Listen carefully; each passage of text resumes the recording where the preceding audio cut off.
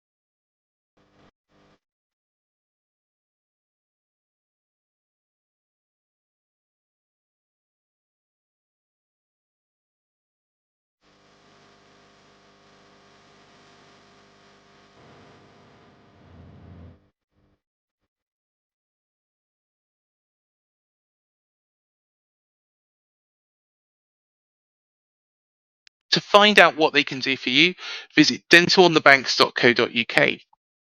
Now, my special guest today is a motivational speaker. He specializes in risk, decision making, innovation, and leadership. To tell us more, it is a pleasure to welcome on Caspar Berry. Afternoon, Caspar. How are you? Good, man. How are you?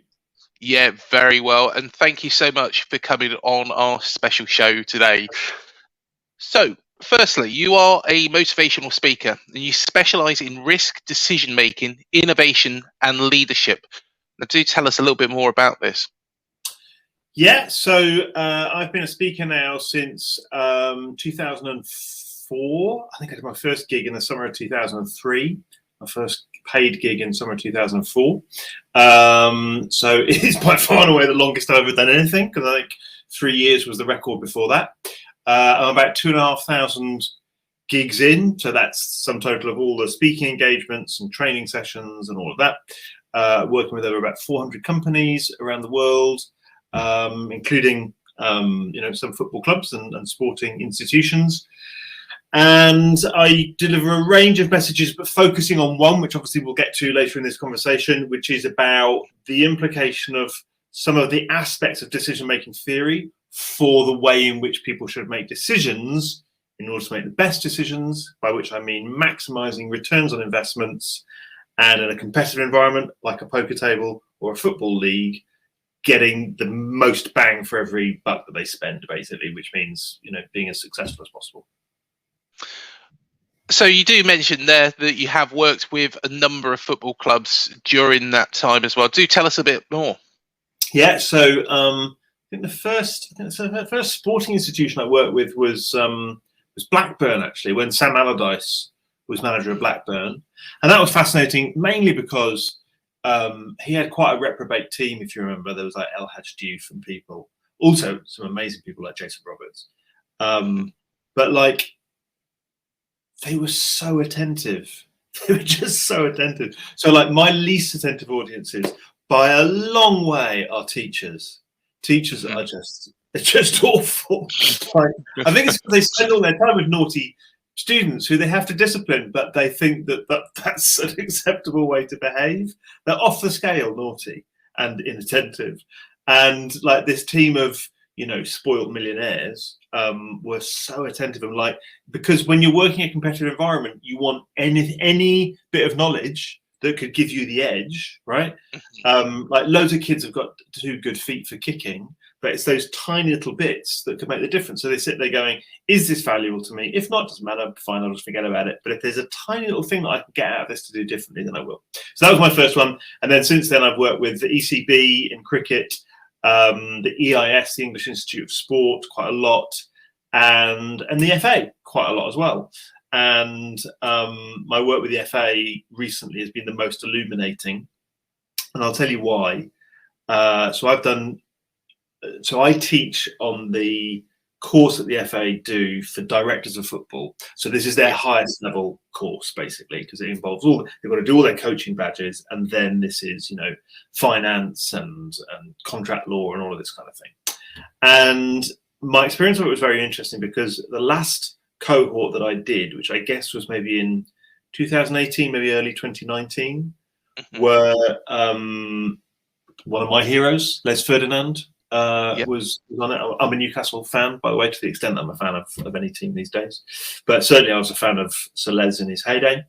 And but they were football men, basically, by which I mean people who'd largely played the game or they've coached the game. They're steeped in football. Now, the last cohort that I did, so that was the last but one. The last cohort that I did was actually during or just sort of after the pandemic. I think 21. Yeah, definitely 21. They were also football people, don't get me wrong, but I mean, I know on that course, I probably shouldn't say more names.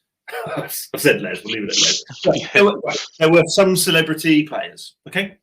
But what there also were people for whom most of what I had to say was almost irrelevant, because their level of statistical knowledge is like on a different plane, basically. And what I'm trying to say to you here is that if you want to understand the way that football's going to go in the next 5, 10, and definitely 20 years, because it won't change like that. It's already starting to change. It's already visible. You've got to understand some of what I teach, basically, because it's about how the underlying numbers will alter the kind of long-term decisions that you make. So it's no longer about, did he have a good game, yes or no? It's about, does he add 0.2 goal expectation per game to our overall, basket of investments, people on the pitch. Certain words that I'm going to use during the course of this phone call, which, to be honest with you, one of the most interesting conversations I had with that group is, are the majority of fans going to understand it? Well, some will, some won't. But if you really want to know what's going on and the underlying machinations of football clubs in the next 20 years, you've got to understand some of it, basically. And you've also done a little bit of work with AFC Bournemouth as well. So do tell us a bit more about that. Yeah, that wasn't so much on the educational front. I did an after dinner for them, and your amazing chairman, Jeff, sort of took me under his wing and just really liked what I had to say, really, about poker and life, which I think, you did many years previously, which is very kind. Not everyone does. And he invited me to the director's box a couple of times and to watch you guys play. And yeah, we struck up a real friendship. Haven't seen him actually in the last couple of years, obviously with COVID. But yeah, I've got a real soft spot for Bournemouth. I watched you guys playing Newcastle from the director's box, and do you know what? I've forgotten what the result was now. I know that we were still talking afterwards, but I think we won. But Jeff's gracious even in defeat. You've also got some links with both Brighton and Brentford, and do tell us a little bit more about that. Yeah, well, basically, they are I said that this was happening slowly, and they're where it's happening. Okay, so I don't have specific links with them, but Tony Bloom, who is the chairman and owner, definitely owner of Brighton, is a professional poker player. I was going to say former professional poker player, because I don't think it's definitely not his main source of income anymore. Obviously, when he was a professional poker player, at the same time as a result of having that underlying knowledge, he set up a sports betting company. I think he's, if not a billionaire, close to a billionaire now. And one of his proteges was Matt Bentham at Brentford, who subsequently bought Brentford for peanuts and has done exactly the same thing. Now, the point is, football is a league, right? It's a competitive league, and just like any economy, I mean, I've just been talking to a company that sells toilet paper. They have to compete with other companies that sell toilet paper. It's not a league in the same way, but they're trying to sell toilet paper more efficiently and better than their competitors, right? And that's what football's trying to do as well. Now, what's interesting about the League of Football is you have these giants like Man United, okay, or Chelsea, that have huge amounts of resources, okay?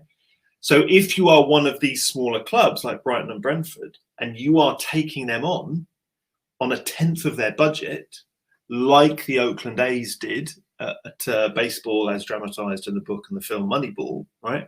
Mhm. There must be something you're doing. There's something that you're doing that is enabling you to compete with these giants on a tenth of the budget.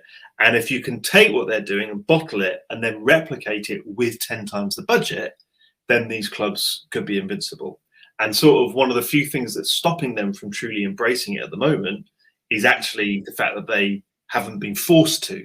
Does that make sense? Because they still got 10 times the budget. Yeah. Well, when these clubs are really not just nipping at their heels, but actually overtaking them because of the impact of what they're doing differently, that's when it'll proliferate throughout the whole game. But it already is. It already is. To own a Premier League football club, you've got to be a billionaire now. How do you get to be a billionaire? You're either phenomenally lucky, or you're pretty bright, or you're very good at putting bright people in the right positions, basically. And that's what, a lot of them are, is they're putting bright people in the right positions. And if you're a bright person at the upper levels of football right now, and you're not doing what Brighton and Brentford are doing, you are not getting the competitive advantage. Because what is the competitive advantage? You play a little bit of poker. You're at the poker table, all right? It's just 8 people at a table. You have at the beginning of a tournament, you all have exactly the same amount of money, but roughly the same amount of money even in a cash game. So what's going to make the difference is the competitive advantage, which is something different and better than the other players around the table. That's what makes the difference. Okay. So what is that in football? Well, hopefully, we'll talk about my life and how it comes to that head and what these clubs and hopefully Bournemouth are going to be doing different that gives them a competitive advantage in the future. So let's build up actually to that and what your work means for the way we think about football. But let's start at the beginning. How did you start your working life? So I started my working life. What is it? Oh God, I keep getting the number of decade. 33 years ago now. At the age of 16, I'm 49. In the first 2 series of Geordie teen soap Byker Grove. Yes, I know Ant and Dec, as have that tattooed on my forehead. Actually, I know Dec better because Ant was not in the first series of Byker Grove. It's not even an original. He's not an original. I forgot that, to be honest. Yeah. No, 1989, Ant was not in it. He joined in the second series. But he and Dec, they really got on with each other off screen, but not like you wouldn't have gone, yeah, they're going to be best friends and a dynamic powerhouse and entertainment for life. Like, they were just mates. Do you know what I mean? It was more the producer who put them together as PJ and Duncan as a pop act. That I'm not saying they were manufactured, because obviously they were mates, but I think they were put. They didn't. I don't think they went to the producers to go, can we be a pop act? So yeah. So I was in the first 2 series of Byker Grove, and that made me want to be a film director. Actually, for my very first scene, my very first take, I thought I saw the guy behind the camera, and I thought that's what I want to do. It was kind of like an epiphany, actually, honestly. And as a result of that, I went to Cambridge to study economics. Not really to study economics, but to do all the theatre things. And I was very lucky. I had a very talented generation. So Olivia Coleman was one of my best friends. Quite good mates with Rob Webb and David Mitchell. Put them together for the first time, in fact. Didn't work with him, but good friends with Sacha Baron Cohen. There was a lot of people at that time doing some really great work. So I was very lucky. Of course, there's some big names there that you mentioned, and Sacha Baron Cohen is one of my favourites. His Borat movies, Bruno, Ali G. Could you see from an early stage that he was going to be that creative? No. He was very funny. He was always very funny, and he's very tall, so he was very charismatic. But if you had to sit down and write a list of the 10 people that were going to be big, you'd have written a lot of other people above him, some of whom are fine, right? Like, he's stratospheric, okay? Like, he's he's not A-list. That's not being nasty to him. I'm just saying he's not Brad Pitt, but he's B-list, right? At least. But there's a lot of people who do make a lot of money, writing big dramas for BBC. You'd have put them above him. You definitely have put Rob and David above him. You'd have put, I won't name him, but you'd have put a very good friend of Sacha's who was an amazing actor above him, and he's good, he's solid. You'll know him on BBC dramas. But but Sasha, I remember seeing him at a party like a few years after he'd graduated, and it was before the 11 o'clock show, right? So it was before Ali G broke. And about 97, 98. And he was talking about, he went to France to study clowning with a guy called Gaulier, who was like this still, but if not then, definitely this like master clowning teacher. So he was taking it really seriously, like a lot of those guys did. He took it really seriously, and he was talking about trying some new characters in some stand-up in North London. And one of them became Ali G, and someone, you know, one of the producers of the 11 o'clock show. So he had a really good relationship with a guy called Dan Mazer, who was one of the producers of the 11 o'clock show, went on to become a really good writer and director again, who was one of those 10 who, so, you know, I think Dan's writing really helped him for that. But no, it's interesting, isn't it, how people, but to relate it to football, I'm told that, you know, even by himself, you wouldn't have said Alan Shearer was going to be England's #1 striker when he first joined Southampton. He worked harder. You know, it's not always obvious from sheer raw talent at a young age. And to link it all in, and we can say this about Shearer, we can also say this about Sacha Baron Cohen in his works and the risks he takes when he speaks to specific people globally with contrasting views.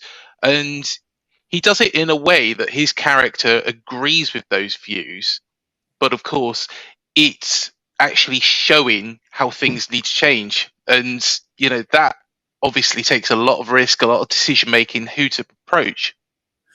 Yeah, I think there's an interview with Sacha Baron Cohen where he's talking to Tony Benn, and like Sacha Baron Cohen was a brilliant historian, right? Like he was a brilliant history student. And I think there must be outtakes on the floor where he's talking to him and just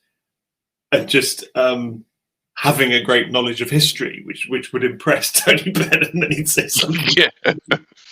I'm sure he does a bit of that. You know, he's a super bright man. But there's something. This is going a bit off piece actually, but he and Dan Mazer did a deal. I think it was for the Borat movie itself, where they made like way more money than a normal writer and director and star of a film would make. They owned the rights basically, which is an example of a very bright guy making, and this is what we're really talking about today, just very good decisions.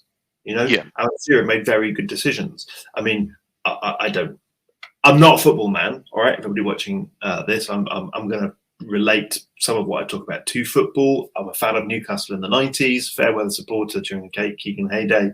I'm not going to be able to talk in specific details about football, but you know, what Alan Shearer and David Beckham, as we understand it through popular folklore, you know, they worked harder than anyone else. But again, that's a decision. They allocated more of their time and energy onto the practice ground when other people had gone home, right? And just to set the theme for today, Greg, all decisions are investment decisions, okay? Resource allocation decisions. So when we make a decision, we are allocating scarce resources under uncertainty, okay? And between the decision and the outcome will be the intervention of something we can't control, which we sometimes call luck, all right? So not always do good decisions have good outcomes, not always do bad decisions have bad outcomes, but decision-making is the last line of control. It's the one thing that we can control, right? So whether you're Scott Parker in the dressing room saying what people should do, or you're Jeff up in the chairman's office, or you're, you know, some football statistician in the back room,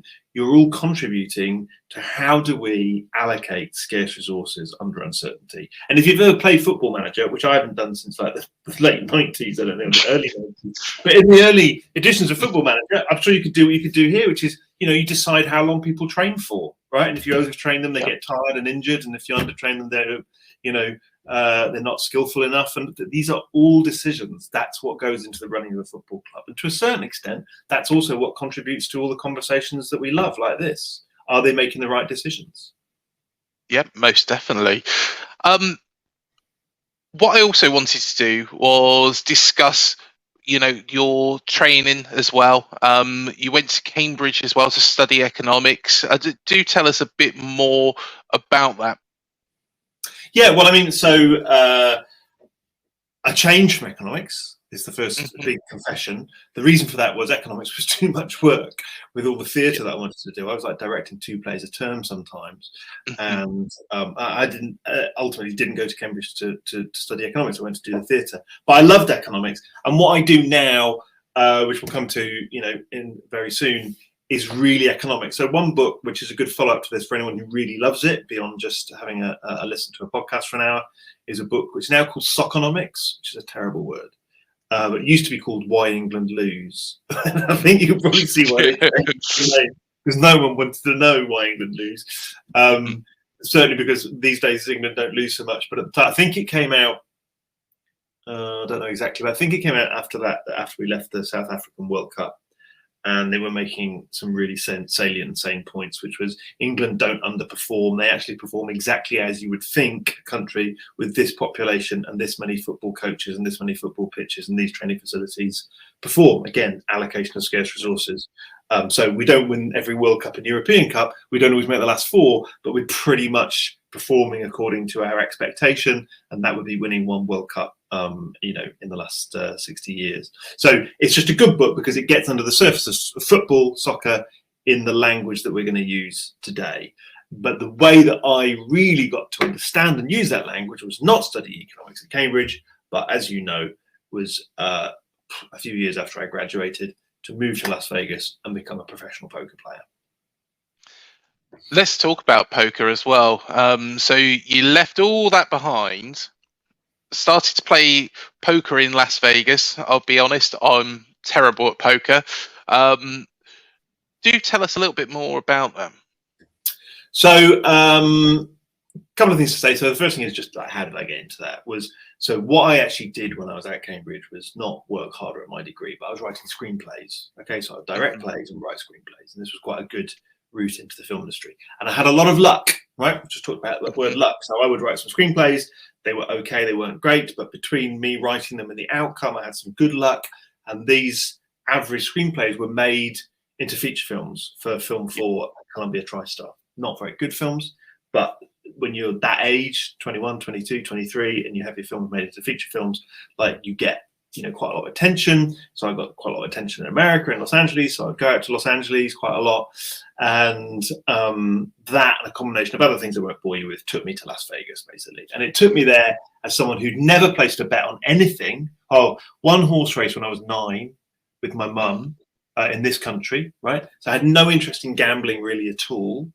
But what I loved immediately about Las Vegas was you could sit at a blackjack table, not know anyone at that blackjack table at 9 o'clock at night, and then by midnight you had 3 great friends, and you got drunk with them, you had laughs with them, and you won and lost money with them, and I loved that. And we used to be, my mate, we started off playing in 1996, and the $1 table in the it doesn't exist anymore, but the Holiday Inn Boardwalk Hotel, which got knocked down to build City Centre.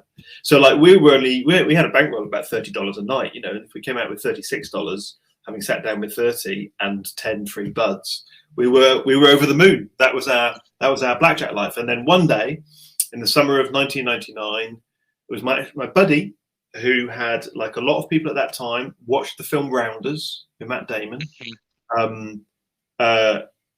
Had watched Late Night Poker on Channel 4, which was the first televised poker game to show the cards under the table, which was completely revolutionary. Little production company in Wales who totally changed the way the game was perceived on television, and as a result of that, like literally sold around the world. And he'd read a poker book, and he said, I'm really interested in this game. So the summer of 99, he sat down in this game. I watched him for about 2 or 3 hours, and then I sat down and we played, I think, almost continuously until our plane, like 2 days later. And that was my introduction to poker. So that's the summer of 99. I'm not really enjoying the film industry for various reasons. And I say to my buddy, look, do you know what? I understand you can make a living doing this thing. So I'm gonna try that. And he thought I was a bit mad. But I said, like, I'm not going to do this forever. So when people say to me now in speeches, they say, like, why did you give up poker? And it's like, because I was never going to do that forever. I thought it was something I'd do for 6 months, ended up doing it for 3 years. Read like about 130 books, which at that point gave me a huge competitive advantage. Not so now. People who play poker now have massive brains. But at that point, I really knew more than most of my competition. And then I came back to England, and just to do this really quickly, came back to England, set up a video production company, built that to a team of 40, sold that to Bob Geldof's PLC, and there's a bit of overlap between all these things. Started commentating on a poker TV program because the poker boom happened. I've sort of got dragged back into the world of poker, not as a full-time player, but as a commentator, poker advisor, as you know, on the James Bond movie Casino Royale, and started bringing the poker and my interest in business together in this range of training materials which use poker to explain certain concepts in business, notably decision-making and risk. Do tell us a bit more about Casino Royale, because you was helping train them, get them ready to be part of and look like poker players. And were they good poker players to start off with? So just in full disclosure, I was brought in to that job by the guy who's ultimately credited for it, a guy called Dr. Tom Sandbrook, who, like me, was a poker player and actor, which is exactly what I was, with a bit of screenwriting thrown in. So it was actually his gig initially. He brought me in. Between us, we had 3 jobs. Number 1 was to consult on the script and make sure that it made sense from a poker point of view. Number 2, that was mainly him. Number 2 was to rehearse the actors to make sure they looked like poker players, which was like 2 of the best weeks of my entire life, because it was literally sitting around a poker table with these guys, all the people you see in the film sitting around the main poker table, including Mikkelsen, who plays the chief, big star now. Not so much Daniel, because he was off making a Bond movie. Like he had scenes to film. So, like, it wasn't like he was snubbing us per se. He also thought that he'd played quite a bit of poker and probably didn't need to do this. I disagree with that. And then we had to sit on set and make sure that it all looked authentic on the set itself. But we were like, playing poker every day and then going out and getting drunk and playing poker in casinos in Prague, which was where we shot it. Lovely little casinos in Prague. So that was our life for a couple of weeks, which was awesome. And this brings us back to your work as a speaker and a trainer. Do tell me, Caspar, what your key messages are. Okay, cool. So I think when I was playing poker, and I'm going to talk now in a way that you're going to go, what's this got to do with poker? But so I became really interested by this concept, okay, which was, let's imagine you're tossing a coin, okay? If I give you even money, Craig, on the toss of a coin, then what's going to happen is it's going to come down 50% of the time heads, because we're going to say it's an evenly weighted coin, it's not a hooky coin, which it could be, but it's not. And then 50% of the time it's going to come down tails. So if I give you an even money return, here's what that means. 50% of the time, you're going to lose your pound, right? Because you're going to call it wrongly 50% of the time. But 50% of the time, I'm going to give you your pound back, right? And I'm going to give you another pound, because that's your even money return, okay? So if you imagine we did that 100 or 1,000 or 10,000 or a million times, what's going to happen roughly, right? Not exactly, but roughly, you're going to break even.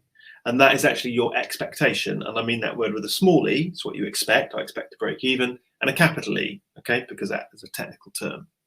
But if I give you 10 to 1 on the toss of a coin, okay? Here's what's going to happen now. 50% of the time, you're going to win. Right? Which means 50% of the time, I'm going to give you £10. Okay, I'm going to give you your pound back, in fact, and another £10.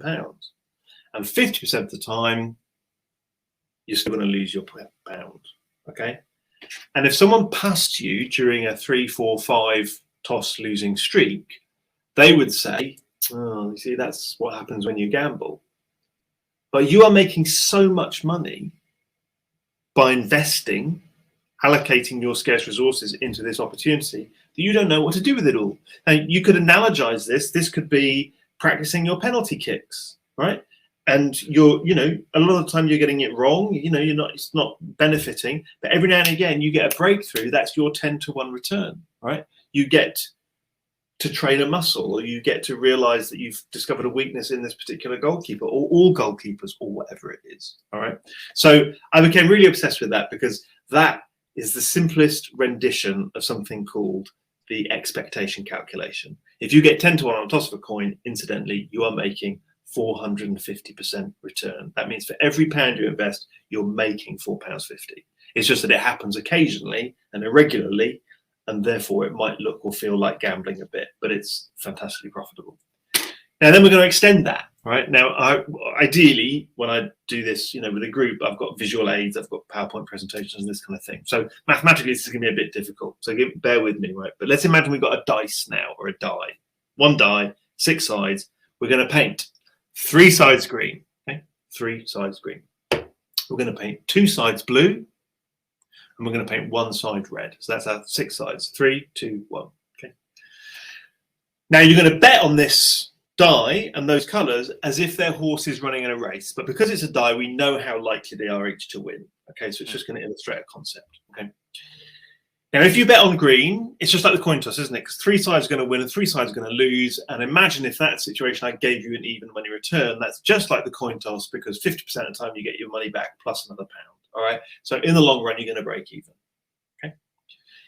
Let's imagine with a red, I'm going to give you a much bigger return. So there's only 1 side that's red, 1 in 6. Okay.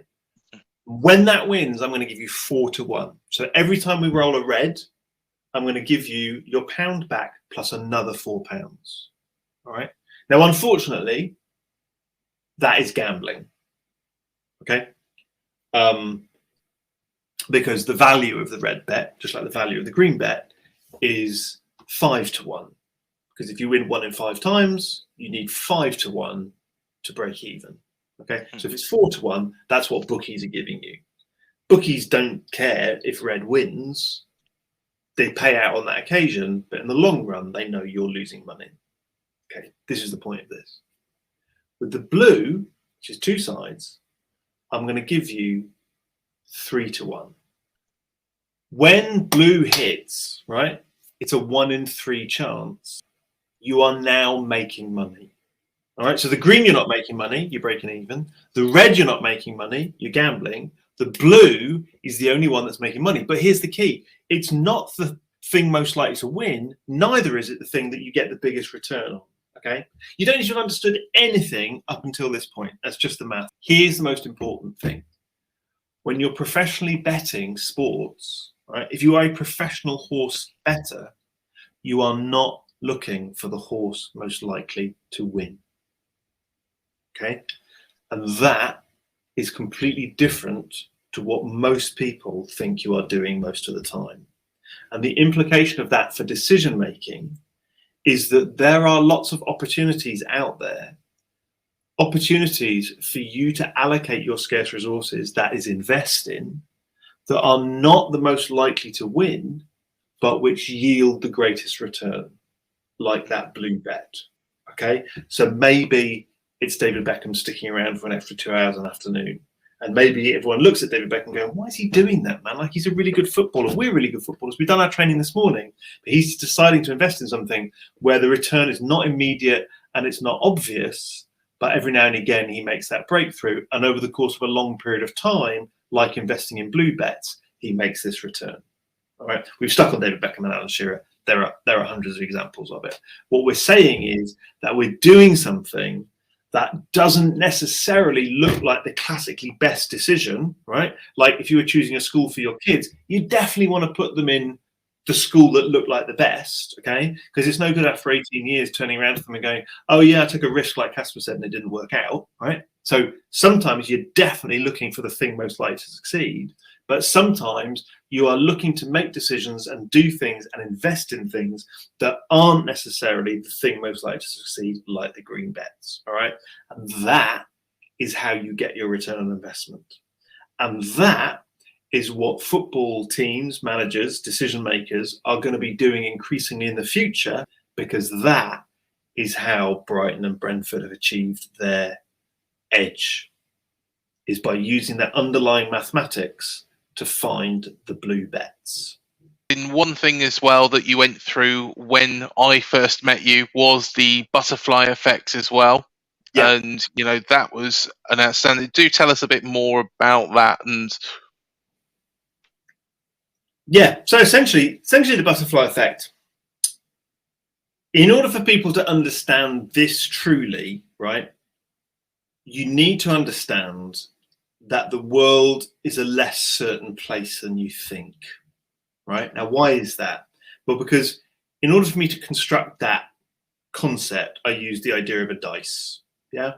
And we all know intuitively that if you roll a dice, it can come up on one of those 6 sides. So that is a metaphor for uncertainty. Now, interestingly, by the way, the maths that I've just been describing there makes capitalism possible.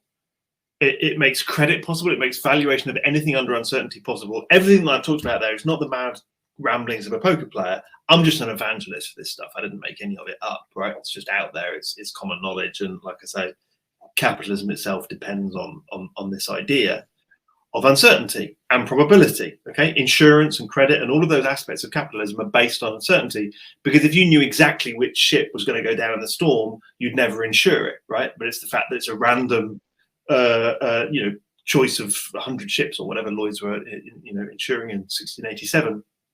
And that's why they need insurance, and that's why we're prepared to offer you insurance.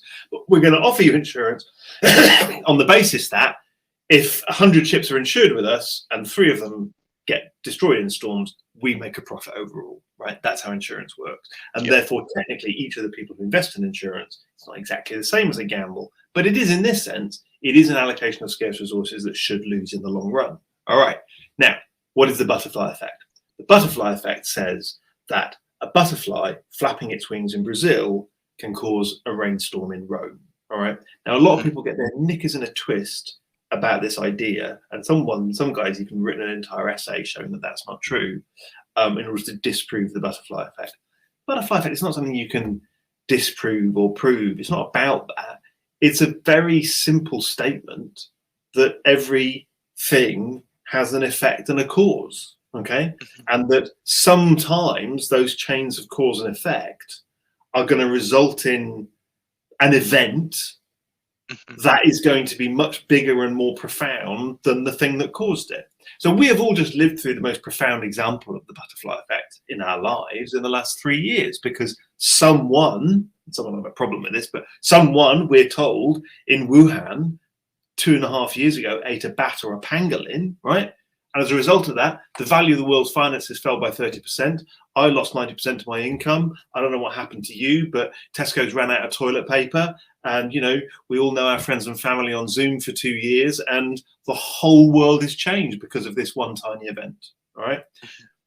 The butterfly flapping its wings says that what happens is the butterfly flaps its wings, and then that creates a tiny little draft, which might just drip some water down onto the floor. And that makes a puddle a little bit bigger, and then a little bit bigger still, and a little bit bigger, and one butterfly flaps its wings, and that puddle just spills over into a little stream, and that stream goes down the hill, and it flows into a river, and on and on and on and on and on, and at the end of that chain of cause and effect, the moisture in the sky above Rome changes ever so slightly, and that causes a rainstorm, okay?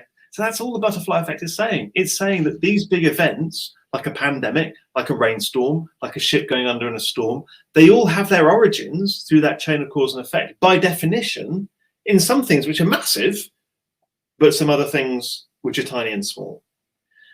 It's the impact and effect of that butterfly effect that's important. What it says is there will always be a degree of unpredictability in the world.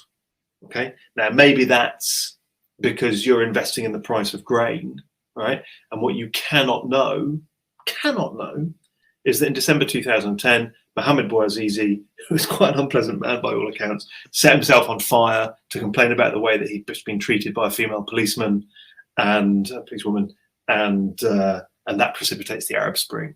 You can't know that. You can be a really, really good, experienced grain trader. You cannot possibly know that that's what's going to happen. Okay, and therefore there is uncertainty in your predictions. Football, of course, has a huge number of butterflies flapping its wings all the time, from the way in which the ball bounces off different people's feet, right? That's what creates the excitement of football. If football didn't have short-term unpredictability, then the 3 best teams in the league would just win all their matches. It would just be incredibly boring, right? So these inbuilt uncertainties are what creates the thrill. If there was no uncertainty, Leicester wouldn't win the Premier League. I know that's a massive debate in itself, but just things that are less likely than other things wouldn't happen if there was no uncertainty. So they need to be built into the system. But what they mean is that it therefore takes courage and bravery to make a decision to invest in one of those outcomes that's probably not very likely. It's not very likely that that's going to happen. Okay, but I want to do something there because I'm in danger of getting bogged down in some of that and draw all of this back and make it relevant to football. Okay, because let's just take the event that I talked about there, Leicester winning the Premier League. I talked earlier on about Brighton and Brentford creating greater returns on investment, all right, because they're allocating resources in a cleverer way.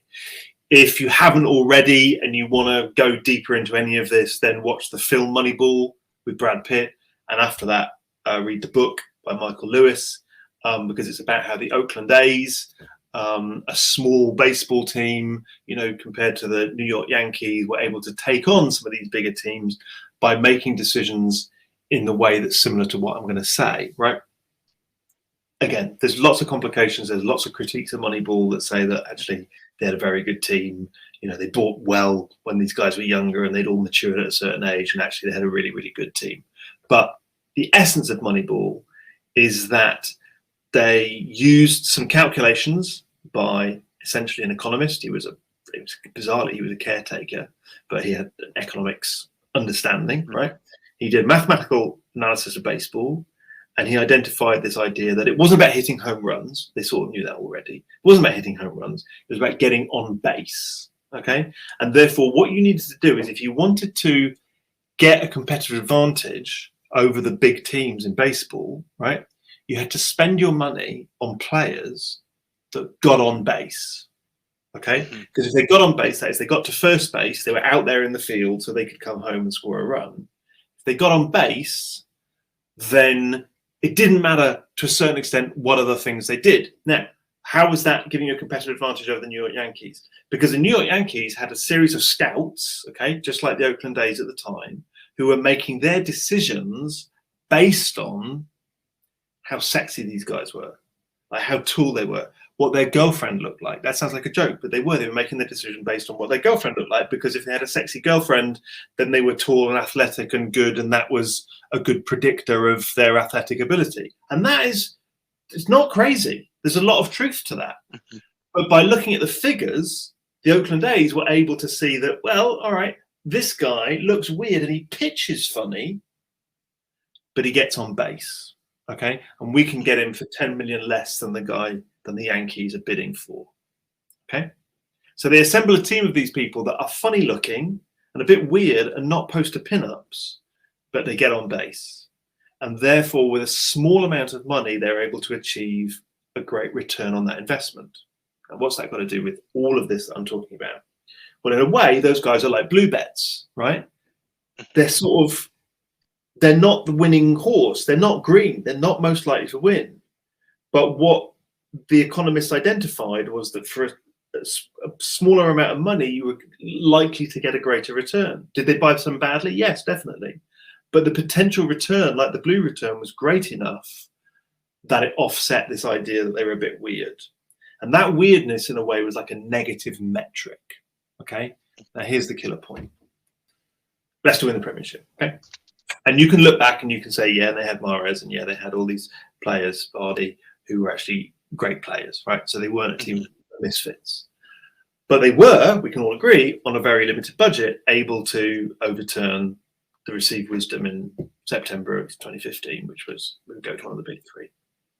Well, they had a negative metric behind that because they won the league, but one of their metrics, which is a really important standard, sits on the screen alongside the score on ITV sometimes, metric, was very low. What was that? Possession. They had the least possession of any team in the league. Okay? Because if you're going to try and overturn the dominance of big clubs with lots of resources, what did I say about poker? You have to be doing something different and better.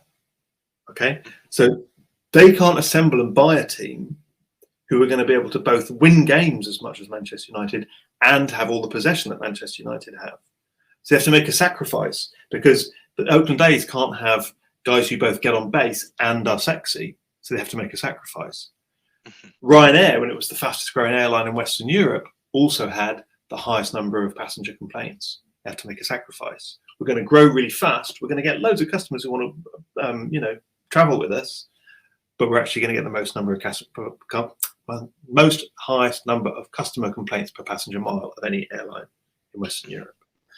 So Leicester, in many ways, and in some ways not consciously, but in some ways they sort of knew what they were doing, chose this negative metric. We're not going to have the ball as much as other teams, but when we have the ball, we're going to be most likely to put it into the opposition net. And that is the future of football, right? Is teams in a competitive environment, market, economic or sporting, deciding where they're going to make that sacrifice in order to achieve what is the desired metric, which is winning the title. So bringing it all back to Bournemouth, which I know you're aching to ask me questions about, that's what Scott Parker and all the powers that be have got to decide. Where are they going to make the sacrifice?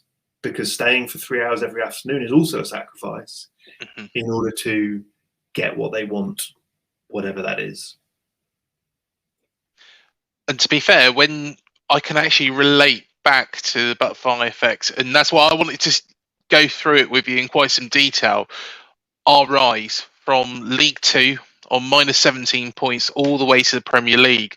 Eddie Howe built a side which was full of what you would call misfits. So the likes of Mark Pugh at Hereford, and this is no disrespect to them because they're great players for us, but Harry Arter, 40,000 from Woking, Steve Cook was there, and Eddie gave him his chance against Scunthorpe of all teams. So therefore, you know, it shows that actually building that side, you know, and doing something different, because we were up against teams, even in the Championship, with lots bigger budgets. You had the likes of Derby, Reading, QPR, all those sort of teams who could outspend us, but we did something very much different. Yeah. And a couple of things to say about that. Number one, sorry, but we've got Eddie now. And I think it's the same for us. It's one of the reasons why sometimes the guy that gets you to the Premier League is not necessarily the guy to keep you there, okay? Because it might be a different skill, all right? Because it's so, I don't want to get too bogged down by analogies, but like Warren Buffett finds it very hard to find value now. When he was a little investor with 10 million to invest, he could find this little company and that little company. Now he's got 600 billion to invest. You can't find little company. You've got to invest in the big companies like Coca-Cola and American Express and all the rest of it, right? Same thing for football managers. When you're going up through the leagues, you can find this guy on 40,000 that no one's even seen, right? You can send your scouts to non-league and find people there. When you're in the Premier League and you're trying to get from 5th to 1st, that's a very different thing, right? That kind of scouting, that kind of ability to realize what I'm going to call true value, right, is very different. But in Soccernomics / Why England Lose, they cite the best example, not just the best example for this conversation, but the best example in football of guys who saw true value, because they did it throughout the leagues, and they were Clough and Taylor. Okay, and they refer to a book which I've got, it's out of print now, called On Clough by Taylor. And what they were famous for doing was, like Juventus during its heyday. Do you remember when Juventus would sell its great striker just after their best season? Okay, and for a long time, people would go like, "Why are you doing that? Man, you keep dismantling your best team." Clough and Taylor did exactly the same. And they did it for a very specific reason, which is without using any of the language I expect that I've used today, although maybe some, because Clough was no dummy. They were effectively buying and selling value. So if they knew that a player's value, right, what they brought to the team was, I don't know, 800,000, and they bought them for 40, and then they knew they could sell them for 2.2, they would sell them because they knew with that 2.2 they could get another, not necessarily 3 players, maybe another 1 player, but who was also going to be less than his value. All right. And so what this points out is that, as Warren Buffett says, price is what you pay, value is what you get. And so what you are trying to do as a small team is find value. In poker, you can find value. Certain parts of a casino, you can find value. At a racetrack, you can find value. Not because you think a horse is likely to win, because the bookie will also think the horse is likely to win.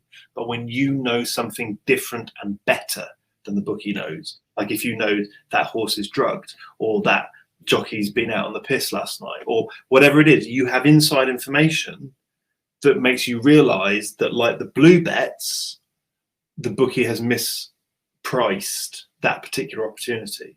And then in the football market, obviously the transfer market is a really good example of this, but less so as we go on, just like all markets, they have mispriced the value of certain players. You know something different, and it's easier to do that at lower levels than higher levels.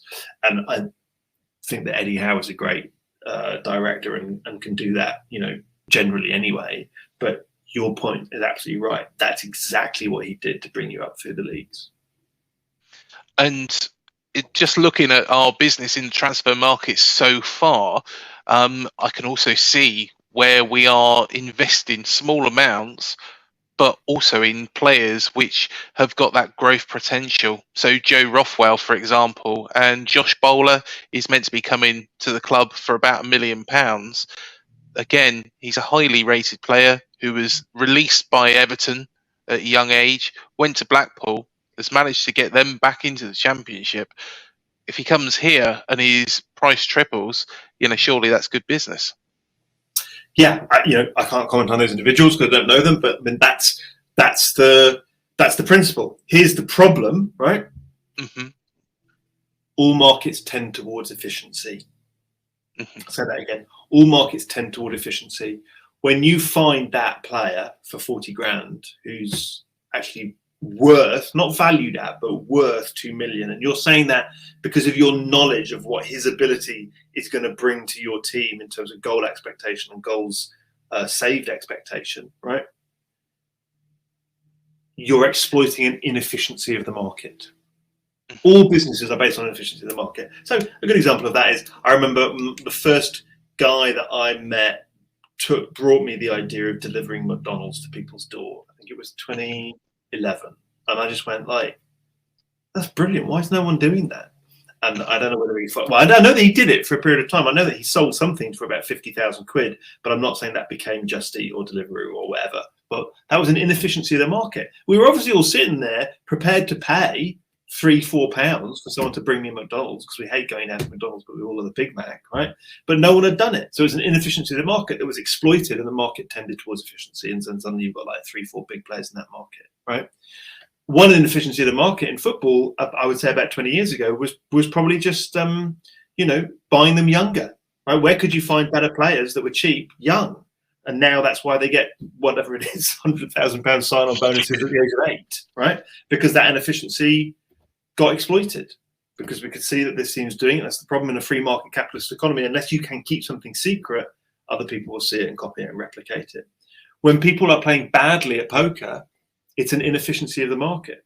And if they read enough books and magazine articles and see that this guy doesn't do that and he's winning a lot of money and you're not, they'll start to change, and that's an inefficiency of the market. When you say to me you're bad at poker, I go, yeah, but that's just because you haven't read the right books and articles. Because poker is fascinating, because it's not, trust me, it's much less about reading people than you think. All right. So once you just put that to one side, you don't have to have a forehand like Pete Sampras, right? Or a putt like Nick Faldo. You just have to make better decisions. Okay. And yes, to a certain extent, there's a bit of maths that you need to do in your head these days because the standard's so high. But you're all trying to do the same basic thing. If you've read the concepts and you replicate the concepts, if you do, like, I can't play tennis like Pete Sampras, I can't do it. But if I understand and do what the best player at the poker table is doing, then I'll enjoy their results. It's only knowledge, or to a certain extent, execution in the moment, that stops me from being like them, right? By execution, I mean ability to suppress my emotions and make a good, rational decision. And so, football, there's always. I mean, none of this negates the place of skill and talent and all the rest of it. But that skill and talent will be bought and sold and nurtured and positioned according to more mathematical, algorithmic methods. And I'll say this: I won't name the person, but the most knowledgeable person that I know at the moment in terms of training football managers and the management system said to me the other day, he said the complete opposite of what you think I'm going to say. He said, in about 10 years, football managers will just be motivators, right? They'll just be Kevin Keegan. That's the opposite of what you think I'm going to say, but that's because all of their decision-making will be made upstairs.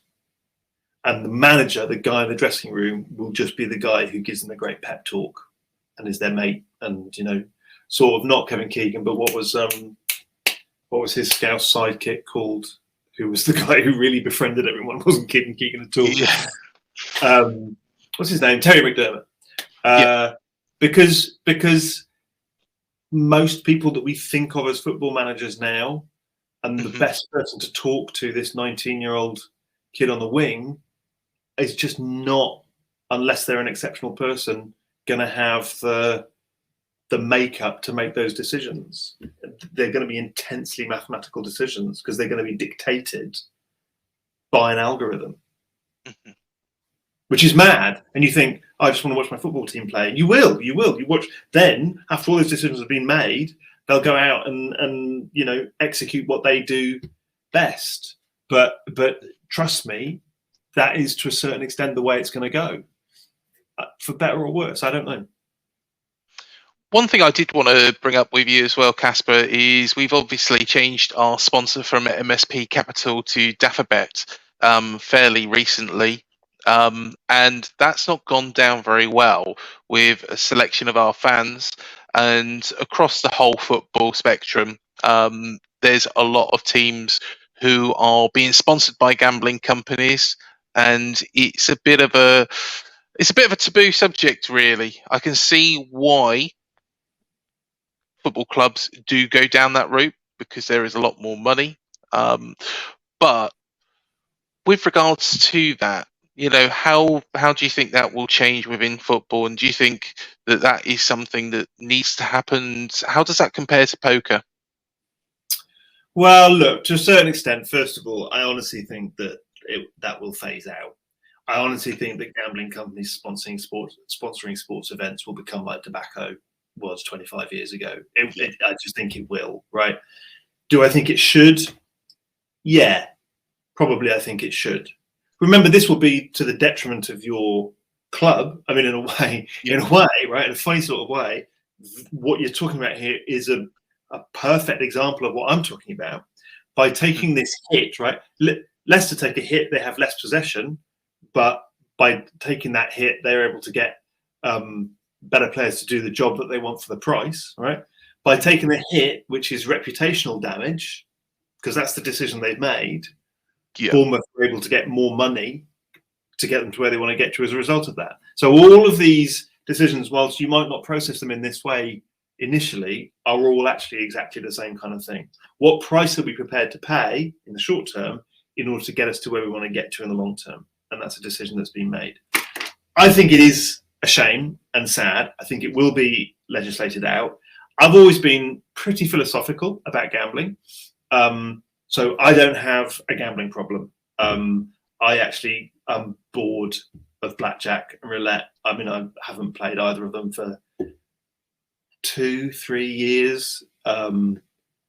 There's a much longer reason for that, which is I'm so mathematical that when I'm playing blackjack now, if I'm playing $100 a hand blackjack, I honestly just think this is just costing me $2 a hand. If I'm playing $10 a hand, I just think this is costing me 20 cents a hand. That's it. That's the way that I think of blackjack. And I don't care how much I win, don't care how much I lose, because that's the way that you have to think about poker, right? When you're playing poker, you have to go, I've played 10 hours, I get paid $60 an hour, I've made $600. Is that what you've won? No. I've lost $4,000.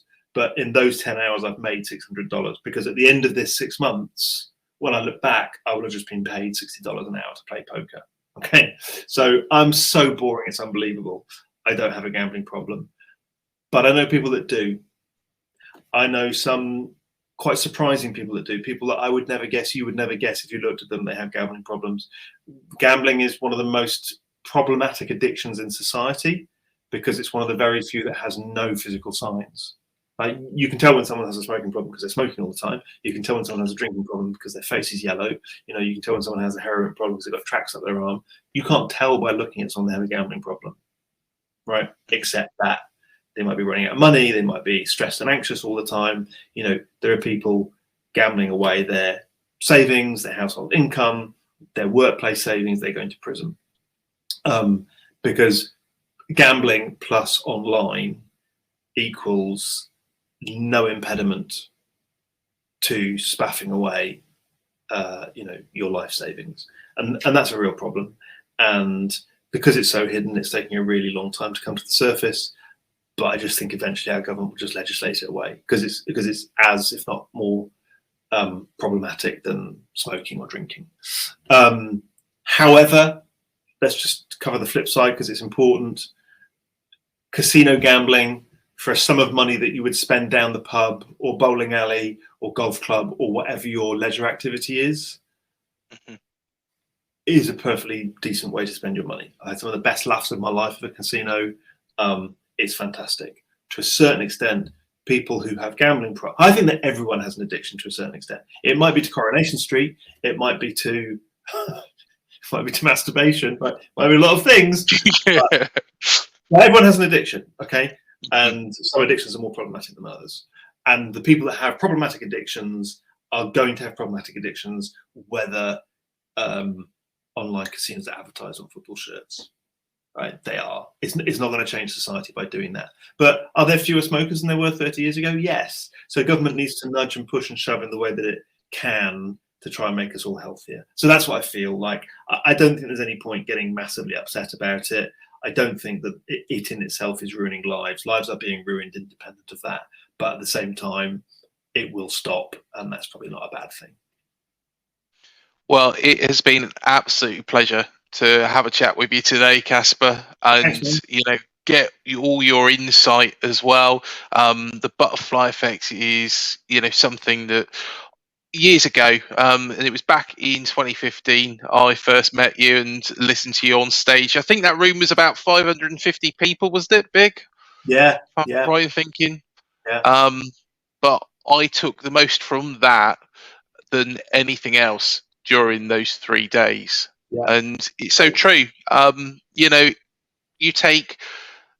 We're playing Man City, the second game of the season, up at the Etihad. Now you don't expect us to get anything there. If I was a betting man, which I'm not, I would turn around and say, well, Man City should beat us all day long. But you take, say for example, Raheem Sterling or Haaland makes a bad tackle, they instantly get sent off. Man City are down to 10 men. Say they do that in the penalty box. It's that butterfly effect that could eventually see us win that game out of nowhere. Yeah.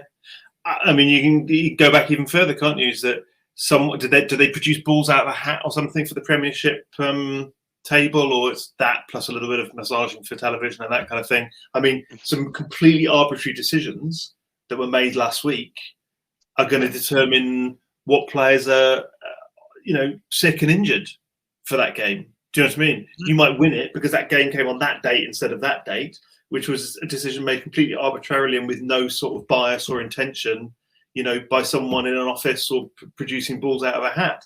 I'm still pretty much best mates with my best mate on my corridor 3 doors away from me at university. Do you know what I mean? The woman who decided what rooms we lived in college in our first year of university has dictated my entire peer group, for 30 years since then. I was going to write a chapter in a book once called Adam's Family about a friend of mine called Adam, who decided as a result of meeting me to be a speaker. And we met because he won. I did a speech and then I pulled a business card out of a bowl, and it was to win some time with me mentoring them as a speaker. And was it that? No, it was actually to do a poker game for them and their mates. But he said, no, I want you to mentor me as a speaker. And as a result of that, he became a professional speaker. He moved house. His children went to a different school. And the chapter was going to be called Adam's Family because as a result of that business card, like his children's entire friendship group, peer group, schooling, university, their whole lives were changed as a result of that moment.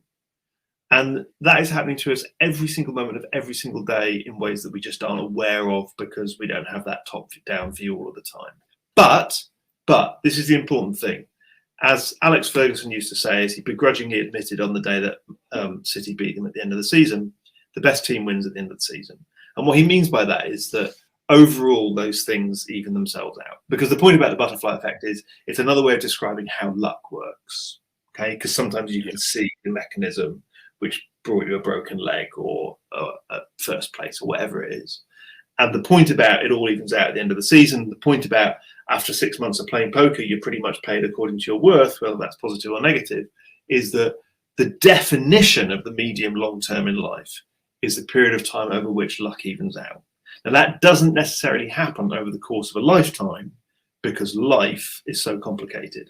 Easier in football, easier in poker, ironically, given that everyone thinks it's a game of luck. But the butterfly effect is profound in the short term, but it's important to step back and be as philosophical as you can about the long term and understand that the best thing that you can do is make the best decisions. And the title of the book that I am writing at the moment, and that I do hope to finish this time, is called You Will Become All of the Decisions That You Make. Well, it has been really, really interesting, Caspar. And, you know, I can actually think back to, as well, our game against Nottingham Forest, which was due to happen in February. It was the game that saw us promoted to the Premier League as well. Right. It was meant to happen in February. Storm Eunice, of course, happened. Yeah. It was postponed. It was moved to the penultimate game of the season. Forest were just a couple of points behind us. We were in second, they were in third. Of course, we won that night. And cue the dramatic celebrations. But that game wouldn't have had that meaning, really, if it was done in February. So what it did was bring a massive crescendo to the season, really. Yeah. Butterfly effect caused the storm. Yep, definitely. Well, it's been an absolute pleasure, Caspar. And thank you so much for joining us. And all the very best with the book. And by all means, I'm sure we'll have some chats in the future. Great. Cheers, buddy. And thank you, everybody, for joining me on this special show. Please do remember to hit the like, the subscribe, and the bell button below to be alerted to any new videos we do here on Up the Cherries in all departments. Please do check about the price of football with Kieran Maguire that went out on Tuesday. Please also check out our chat with Macy about how we can actually upset the top six. We've also had John Sinclair talking about Eddie Howe's time at Newcastle. Is the Premier League competitive? We spoke about that with Gareth Withers as well. There's also some celebration videos as well. Talks about the Leicester celebrations as well, back from 2015, 2016. And we've got plenty of interviews on this show as well. So please do remember to hit the like, the subscribe, and the bell button below. There should be a very, very special video coming out very soon. I'm not going to tell you any more about it, but it should be coming. So hit that bell because you'll be alerted to when that happens, and it will be done as a premiere. I will notify everybody on Twitter as well as Facebook. So yeah, do keep your eyes peeled. Until the next video, up the cherries, and I'll see you in the next one.